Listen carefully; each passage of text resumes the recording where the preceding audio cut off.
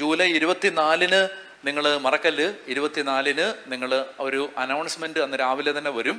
അപ്പോൾ അത് നമ്മുടെ യൂട്യൂബ് ചാനലിൽ നിന്നോ അല്ലെങ്കിൽ ഏതെങ്കിലും ഈ ക്രിസ്ത്യൻ കാത്തലിക് ടെലിവിഷൻ നെറ്റ്വർക്കുകളിൽ ഏതെങ്കിലും 4 പ്രധാനപ്പെട്ട ചാനലുകളിലാണ് അത് വരുന്നത്. Shalom, Shekinah, Goodness, Word to World, ഇങ്ങനെ ഈ 4 ചാനലുകളിൽ അത് വരും.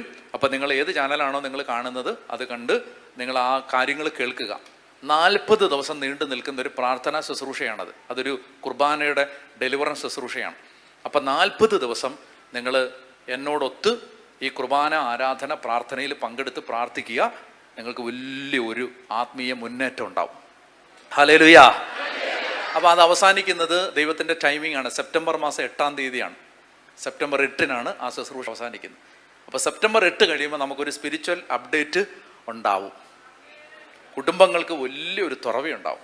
അപ്പോൾ അതുകൊണ്ട് നിങ്ങളത് ശരിക്കും, ഞാൻ തീക്കകത്ത് നിന്നാണ് അതിൻ്റെ റെക്കോർഡിങ് നടത്തിക്കൊണ്ടിരിക്കുന്നത്. അത്രയും മാത്രമേ ഞാൻ പറയുന്നുള്ളൂ.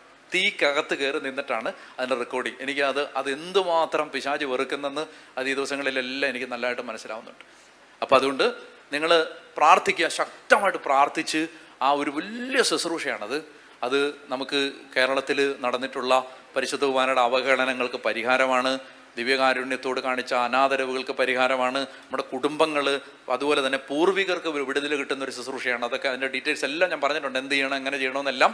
അപ്പം നിങ്ങൾ 24-ാം തീയതി മറക്കരുത്. ജൂലൈ 24 നിങ്ങൾ വരുന്ന ഈ അറിയിപ്പ്, ആ ശുശ്രൂഷയുടെ പേര് എൻ്റെ ഓർമ്മയ്ക്കായെന്നാണ്. ഞാൻ ബാക്കി ഡീറ്റെയിൽസ് ഒന്നും ഇപ്പോൾ പറയുന്നില്ല, അത് അന്ന് പറയും. എല്ലാ കാര്യങ്ങളും ഓൾറെഡി അതെല്ലാം തയ്യാറായിട്ടുണ്ട്. അപ്പം നിങ്ങൾ അത് കാണുക. എന്നിട്ട് അന്ന് മുതൽ നിങ്ങൾ മുടങ്ങാതെ 40 ദിവസം ആ ശുശ്രൂഷയിൽ പങ്കെടുക്കുക. കേട്ടോ?